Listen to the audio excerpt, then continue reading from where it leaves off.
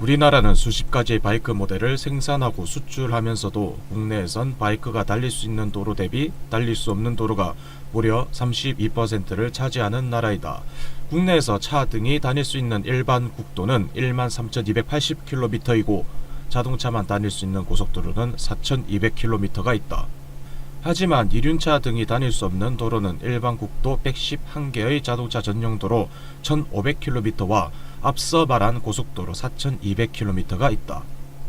다른 나라, 타국, 그러니까 바이크도 만들면서 고속도로에 바이크가 못 들어가는 말도 안 되는 짓을 하고 있는 전 세계 유일한 국가 대한민국이 아닌 나라라면 250cc 이상 레저용 바이크로 17,500km를 달릴 수 있겠지만 전 세계에서 유일하고도 독보적인 나라 대한민국은 17,500km의 도로 중 5,700km를 바이크가 다닐 수 없는 나라이다. 무려 32%의 도로를 사용하지 못하는 것은 물론 진입하기만 해도 형사처벌을 받는 나라라는 말씀이다. 그렇다면 우리나라는 왜 32%나 되는 도로를 바이크들이 사용하지 못하게 된 걸까?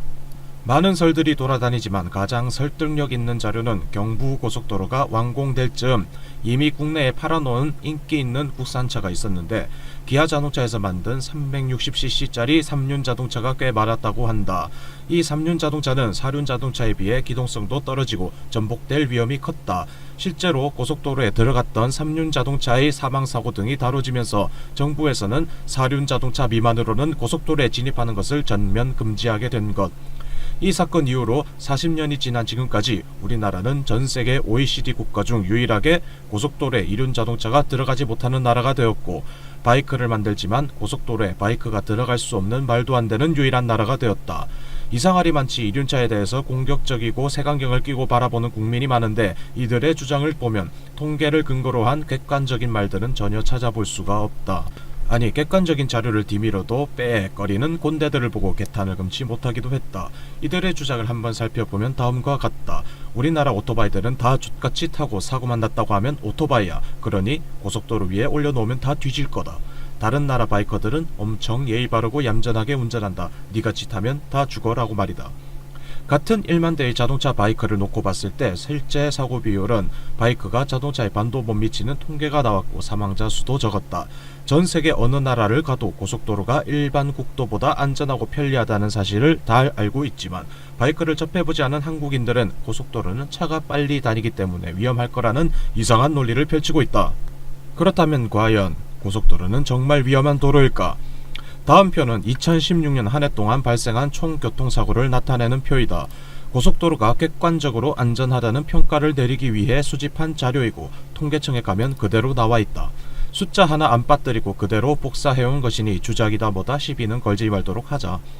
표를 해석해보자면 2016년 한 해 동안 전체 사고 22만 917건이 발생했는데 그중 고속도로에서 발생한 사고는 총 4,347건이 발생했고 이 중 273명이 사망했다.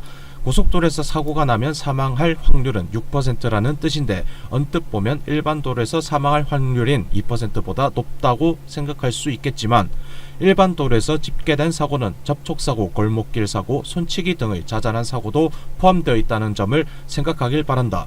일반 도로에서 4,347명이 죽어나갈 동안 고속도로에선 273명이 유명을 달리했다는 소리인데 여기서 가장 핵심은 바로 저 2%에 달려있다. 빨간색 2%.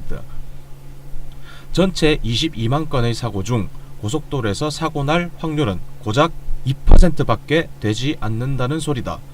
우리나라의 고속도로가 차지하는 비율이 31%라는 점을 생각한다면 고속도로는 안전한 도로가 확실하다고 실제 사고들이 증명을 해주고 있다.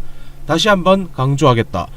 일반 도로에서 4,347명이 죽는 동안 고속도로에선 273명이 유명을 달리했다. 그렇다면 일반 도로에서 죽은 건 바이커들이 아니냐라고 반문할 수도 있겠는데 미안하지만 앞서 자동차 대비 이륜차 사고율과 사망자 수는 같은 1만 대를 놓고 보았을 때 이륜차가 4륜차의 절반 이하 수준밖에 되지 않는다고 분명 말했다.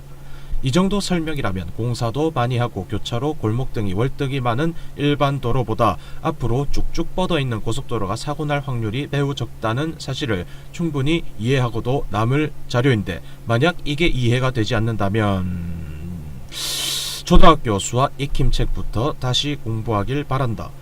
사고율을 줄이고자 고속도로 통행을 외쳤으나 개소리를 듣고 있는 도로 위의 서자 바이커들 되시겠다. 그리고 우리나라 바이커들이 족같이 탄다고 뭐라 하는 사람이 많은데 내 옥건을 걸고 한마디 하겠습니다. 우리나라 바이커들은 외국 애들한테 명함도 못 내밀 수준입니다. 더 하고 싶은 말이 억만가지는 되지만 혼자서는 힘들겠고 나머지는 여러분들의 판단에 맡기도록 하겠습니다. 끝으로 고속도로와 자동차 전용도로 진입을 요구하는 바이커들이 밑도 끝도 없이 들어만 가게 해달라고 주장을 한다고 하는데 이는 절대로 아님을 알려드리겠습니다.